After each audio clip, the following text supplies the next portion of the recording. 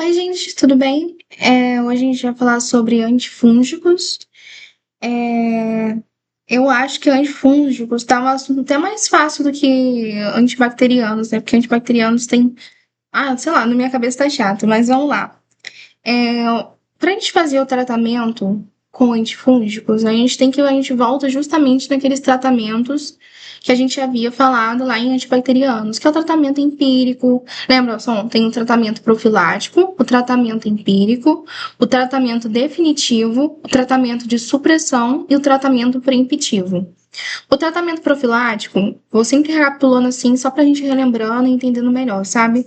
O tratamento profilático é aquele que você faz antes mesmo de você ter a doença. É a ausência da doença, você não entrou em contato com a gente, e você faz meio que para prevenir. O tratamento empírico é aquele em que você já houve a infecção, você está com sinais e sintomas, não saiu o resultado ainda da cultura, então você já vai entrar com o tratamento para já tentar meio que matar esse agente infeccioso, né? Porque se você, dependendo se for um agente muito grave, se você esperar o tempo da cultura, o resultado da cultura sair, a gente pode, às vezes, pode ser prejudicial. Então, por isso que a gente tem esse tratamento empírico. A gente tem o tratamento definitivo, que é aquele tratamento em que você já sabe que qual que é o agente, então você vai ter que utilizar um antibiótico específico para aquele agente para combater ele. Tem um tratamento supressivo, que assim é para você evitar a infecção recorrente daquela doença, daquele agente microbiano e tudo mais. E tem o tratamento preemptivo, que é para evitar uma possível complicação de uma outra infecção que você pode adquirir, sabe? Então, assim, os antifúngicos, como que a gente vai utilizar eles em quesito de tratamento empírico? Quando você tem uma infecção bacteriana e você possui uma neutropenia, que no caso é o número de neutrófilos baixos, recorrente há mais de 5 a 7 dias, o que acontece? Pode ter uma maior chance de você adquirir uma infecção bacteriana. Então, você vai ter que fazer o uso de um antifúngico junto com o antibacteriano para evitar que haja esse risco, sabe, de você adquirir uma infecção, porque se você adquirir uma infecção bacteriana com risco de morte, né, aí é prejudicial ao paciente, o paciente vai ir a óbito, né? Então, assim, ó, terapia empírica. Em pacientes com neutropenia persistente ou recorrente após 5 a 7 dias de antibioticoterapia empírica, quando há risco de vida por infecção fúngica provável, é recomendado associar a terapia antifúngica sem suspender a terapia antibacteriana. Então, você vai ter que fazer o antifúngico junto com o antibacteriano, sabe? Aí, a conduta, como eu falei, iniciar antifúngico, mesmo sem confirmação laboratorial, pois atrasar pode ser fatal para o paciente. Não deve suspender a terapia antibacteriana e os dois tratamentos devem ser feitos em conjunto. E agora, em relação ao tratamento preemptivo, olha só. Quanto a evidências iniciais que você tem uma infecção fúngica, ou uma infecção fúngica, no caso, invasiva, sem confirmação clínica completa, mas pelo menos com testes positivos, aí você deve iniciar com o tratamento antifúngico. Foi o que eu falei, ó, quando há evidências iniciais de que houve uma infecção fúngica, mas sem um diagnóstico clínico confirmado, sem a confirmação clínica, mesmo não tendo essa confirmação clínica, você deve iniciar com o antifúngico. Como que esse tratamento preemptivo, como que esses sinais antifúngicos, como que a gente vai saber, como que eles vão ser confirmados em si? Ó, essas evidências de que houve uma infecção fúngica, ela pode ser feita por testes sorológicos, no caso, como a galactomanana, acho que é assim que se fala, galactomanana. Os testes sorológicos indicam que tá uma possível infecção ali pelo fungo Aspergillus sp, né? Exames de imagem também ajuda quando você faz uma tomografia do tórax, vai lá indicar, por exemplo, novamente, uma tomografia do tórax mostrando sinais típicos de aspergilose. Aí indica talvez uma possível infecção fúngica. Outros testes, além dos testes sorológicos, além dos exames de imagem, a gente tem os testes moleculares, né? Que no caso do PCR para DNA fúngico.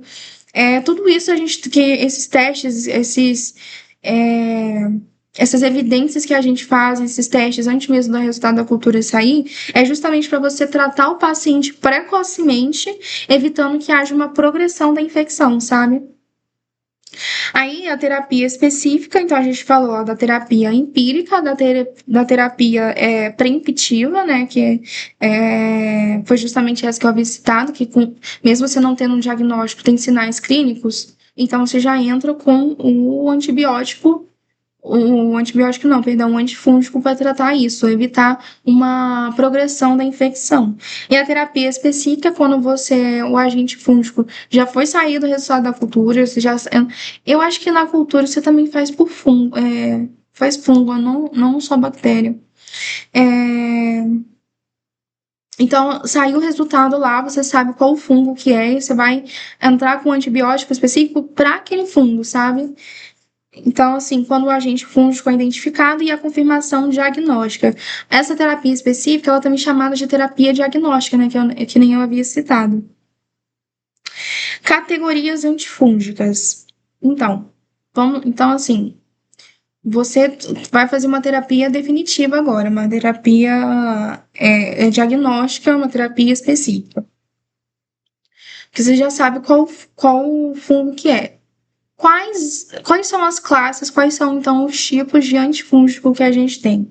Os primeiros antifúngicos que a gente tem são do tipo fármacos sistêmicos. Eles podem ser tanto orais quanto parenterais, tá?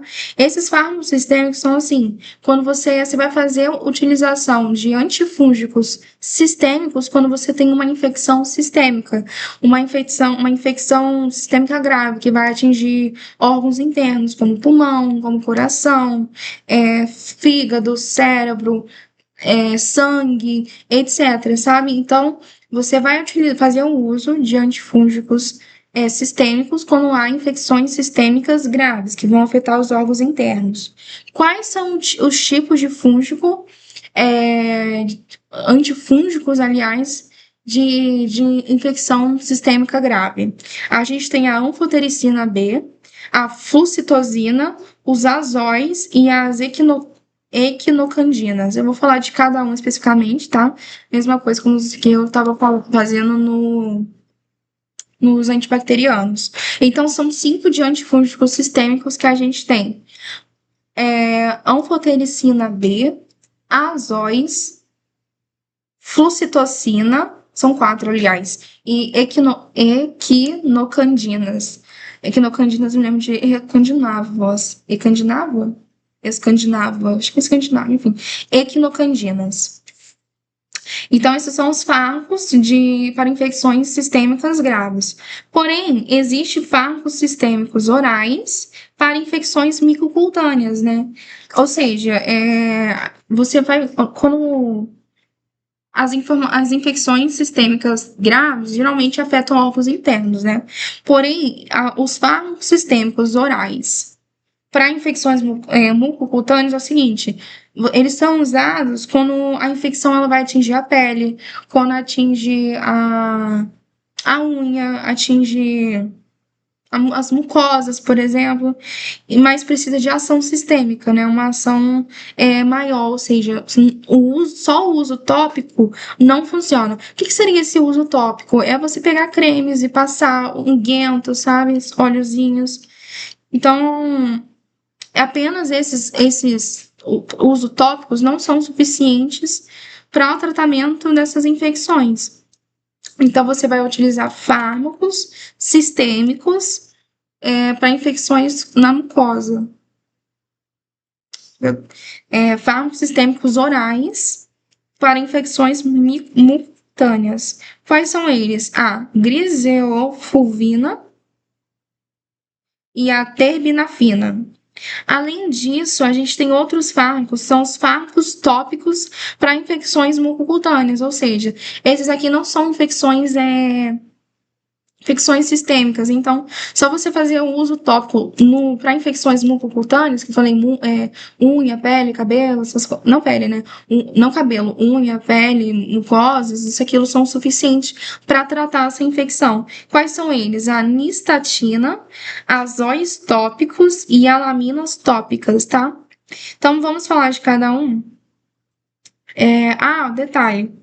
Antes de eu falar de cada um, tem os mecanismos deles, né, gente? Obviamente. Ó, no caso, os azóis, que eles são. Tem os azóis de fármacos sistêmicos, mas tem os azóis, no caso, azóis tópicos, né? Os dois, eles vão ter o mesmo mecanismo. O que acontece? Eles vão inibir a produção do ergosterol. O ergosterol, ele é como se fosse as PBCs. Lembra que eu havia citado isso em antibacterianos? Por quê? Ergosterol, ele é o principal componente da membrana celular dos fungos. Ele, assim, ele é essencial para a integridade do funcionamento da membrana celular. Então, assim, o que os azóis, tanto tópicos quanto sistêmicos, eles vão fazer? Eles vão produzir, olha só, eles não vão produzir, eles fazem o contrário, eles inibem uma enzima que a gente chama enzima lanosterol 14-alfa desmetilase. Lanosterol 14-alfa desmetilase, ou só lanosterol. Ao inibir essa enzima, que essa enzima, além do mais, ela depende do citocromo P450, quando você inibe essa enzima, não tem como essa enzima que é responsável por converter o lanosterol em ergosterol. Então, se você inibe essa enzima chamada de lanosterol 14-alfa, tá no das contas, não tem como o lanosterol, ele não vai ser convertido em ergosterol. Então, consequentemente, você não vai ter ergosterol e você não vai ter uma síntese da membrana celular, entendeu? Então, é assim que funciona os azóis. Aí, só que assim, quais são os efeitos adversos mais comuns que a gente tem? Desconforto gastrointestinal, pode raramente causar uma hepatite clínica, mas normalmente é sempre um desconforto gastrointestinal que você vai ter. A gente tem dois tipos de azóis, que nem assim havia citado. Tem os azóis tópicos e tem os azóis sistêmicos, né? Só que eles recebem nomes específicos. Por exemplo, os azóis tópicos, eles são chamados de agentes imidazólicos. Então, toda vez que eu falar agentes imidazólicos, lembre que é um azóis tópicos. É um azol que ele vai servir para infecção cutânea, né? Para infecção mucocutânea, aliás. E os agentes triazólicos já vão ser para uma infecção fúngica sistêmica. Então, imidazólicos, tópico, triazólicos, sistêmica. Como que funcionam os agentes imidazólicos? Como eu falei, atuam principalmente por via tópica, porque ele é um azol tópico, uns azóis tópicos, aliás. E ele tem uma observação aqui. Ele tem menor seletividade para enzimas fúngicas do que para humanas, ou seja, ele vai atuar muito mais em enzimas humanas do que fúngicas. Consequentemente, vai ter um efeito adverso maior, sabe? Então, você vai ter uma maior incidência de efeitos adversos. Aí, os agentes imidazólicos, eles sempre vão terminar em azol. Por exemplo, cetoconazol, isoconazol, cloritrimazol, miconazol, sabe? Eles sempre terminam em azol. Agora, os agentes triazólicos, que são aqueles que são os azóis por infecção sistêmica grave, assim, que vai afetar os órgãos internos, eles ao contrário dos imidazólicos, eles metabolizam mais lentamente, né? Eles têm amplo espectro para cândida, para fungos dimórficos e filamentosos, E vai ter o mesmo mecanismo, né? Você vai ter a depressão do ergosterol e vai gerar acúmulos tóxicos que vai formar o dano à membrana. Ele tem um efeito fungistático. Lembra que eu havia citado em antibacterianos que a gente tem os bactericidas e os bacterostáticos, que os bacterostáticos é para inibir a proliferação e os bactericidas é para matar a bactéria. Aqui é a mesma coisa. Então, fungistáticos inibem a proliferação da bactéria. Fungicidas matam a bactéria. Os agentes triazólicos aqui, eles são fungistáticos, né? Eles vão impedir a proliferação da bactéria, mas eles também podem ser fungicida em altas doses, né? Então, eles vão matar a bactéria em altas doses. E tem uma observação que o uso prolongado dos triazólicos acaba causando uma resistência. Então, os triazólicos, então a gente sabe que o mecanismo dos azóis é o quê? Eles vão inibir a síntese da membrana celular, inibindo a enzima lanosterol 14-alfa, que é responsável por converter o lanosterol em ergosterol.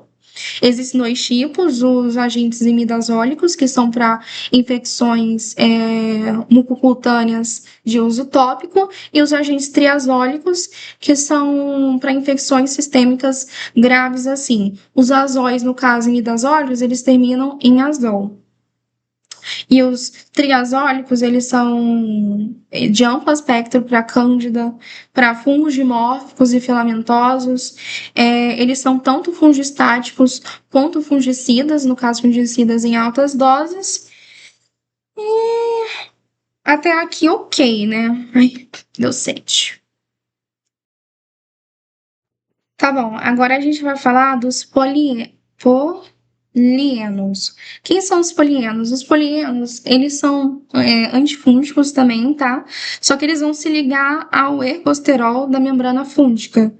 E no momento que eles se ligam à membrana, eles vão formar poros e esses poros vão fazer com que haja saída dos íons e assim vai ter a morte celular, né?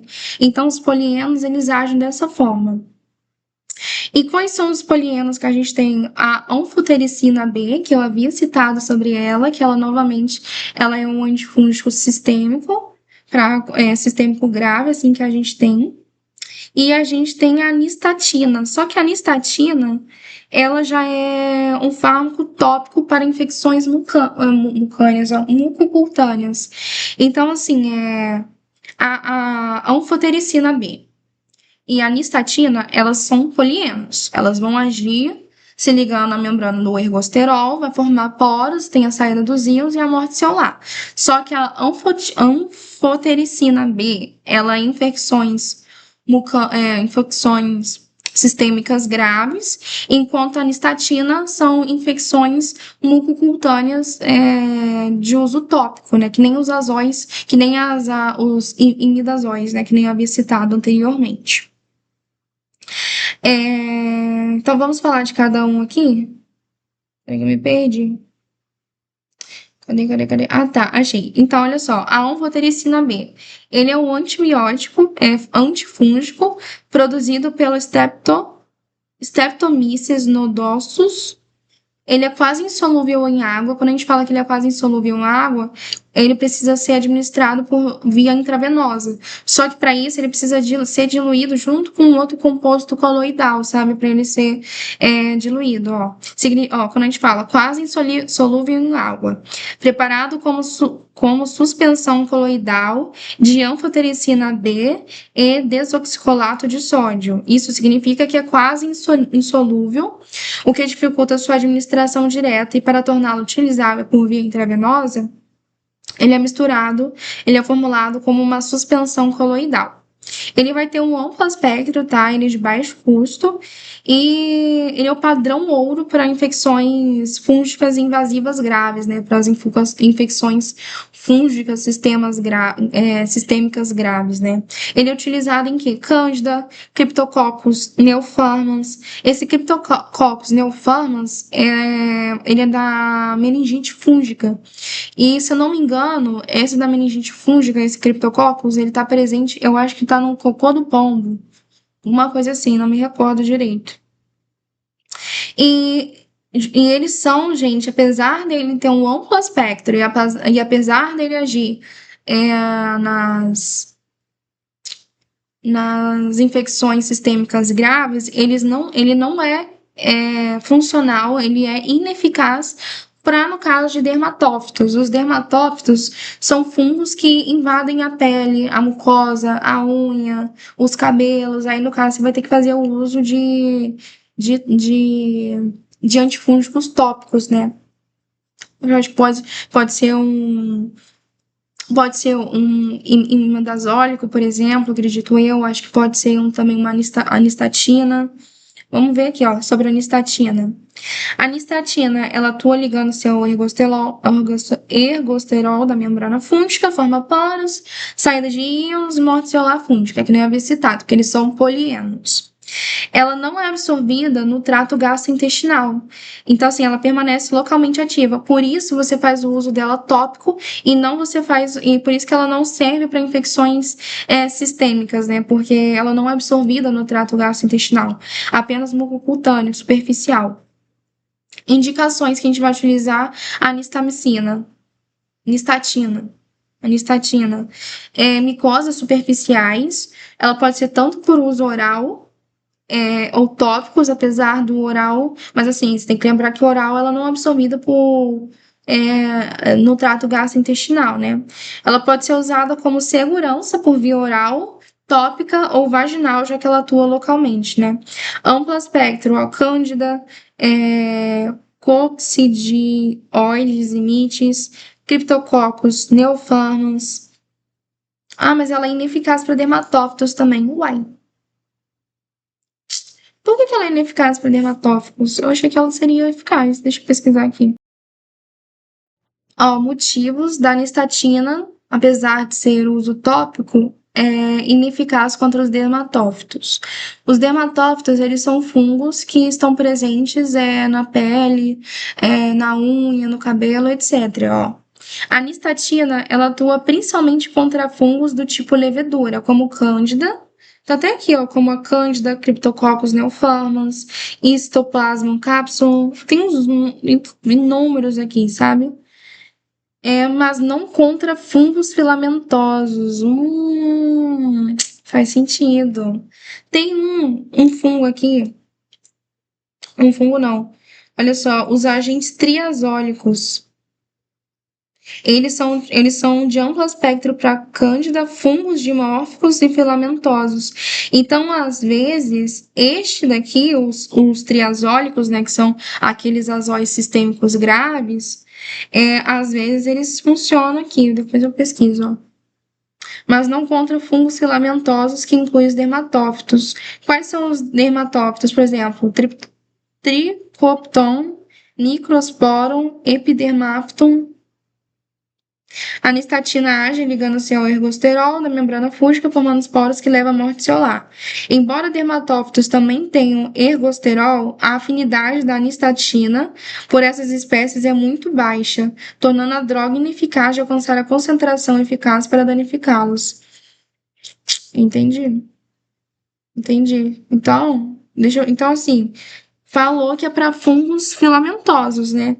Os agentes triazólicos, eles agem em cândida, fungos dimórficos e fungos filamentosos. Então, triazólicos.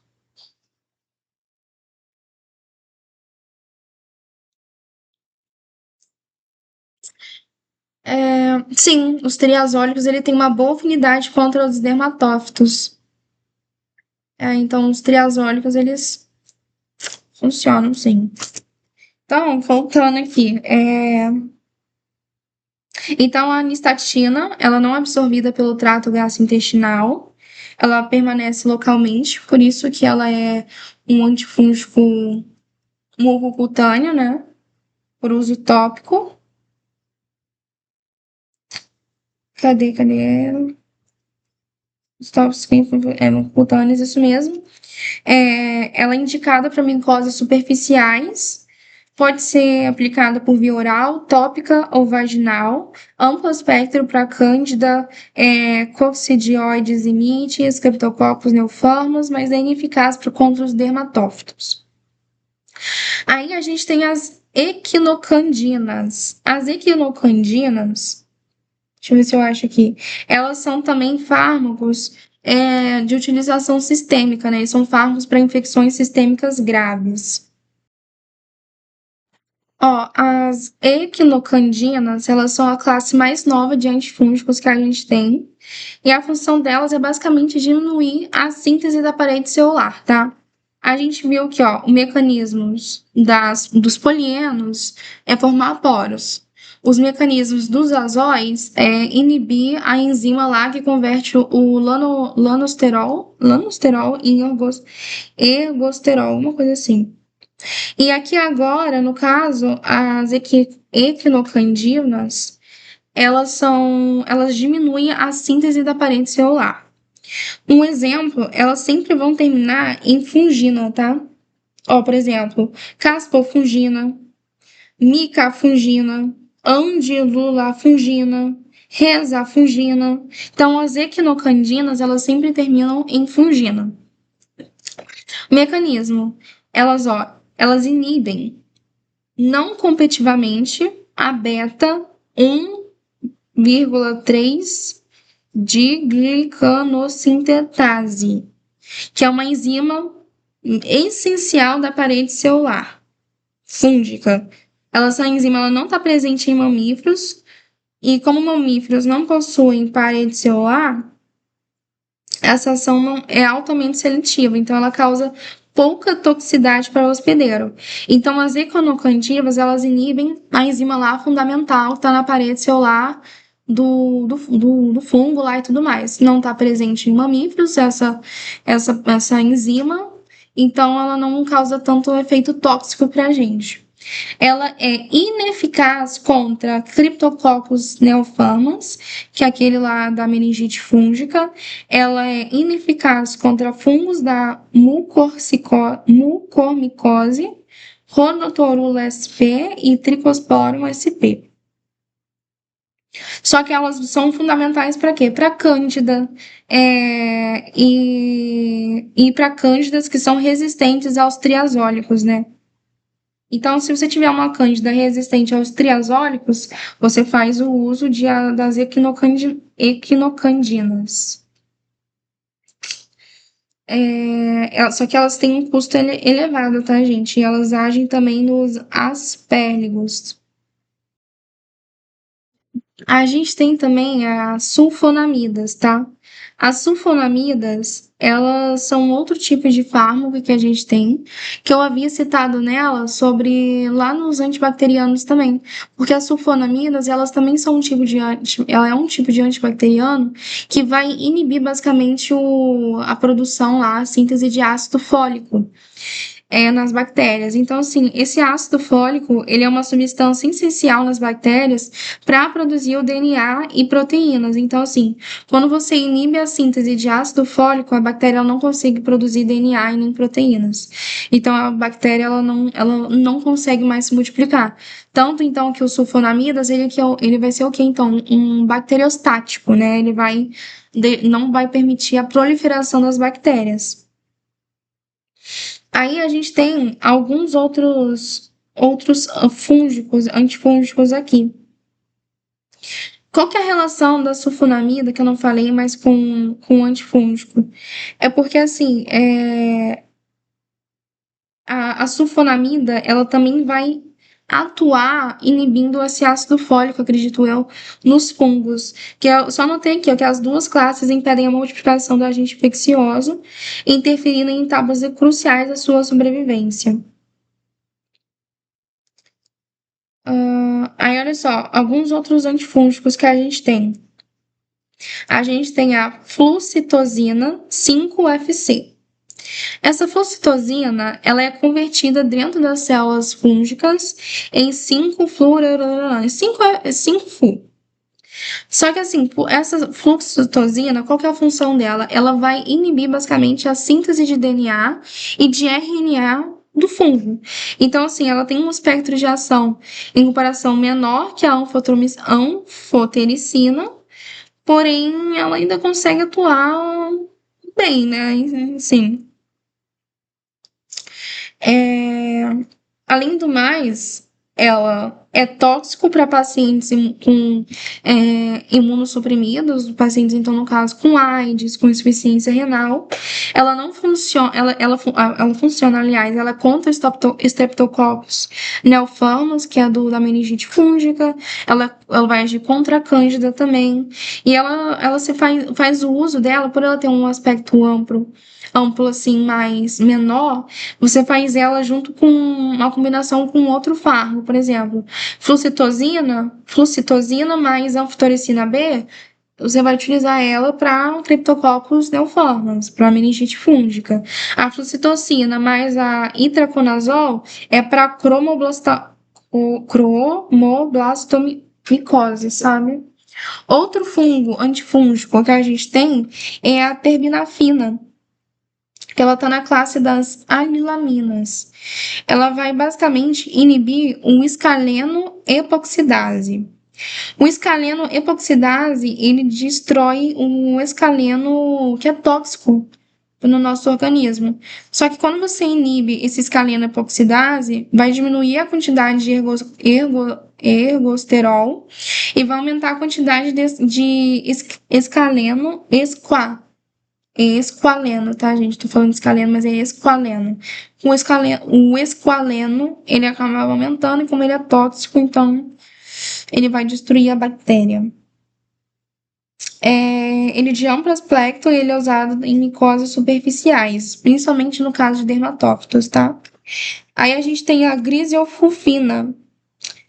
Olha só, a terbinafina e a griseofulfina, eu havia citado nelas. Cadê? Onde que você tem elas?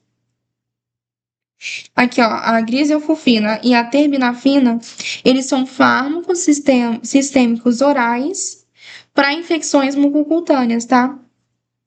A listatina, as alaminas tópicas, os azóis tópicos, o imidazóis, eles são para fármacos tópicos para infecções mucocutâneas. Agora, a griseofulfina e a terbina são fármacos sistêmicos para infecções mucocutâneas.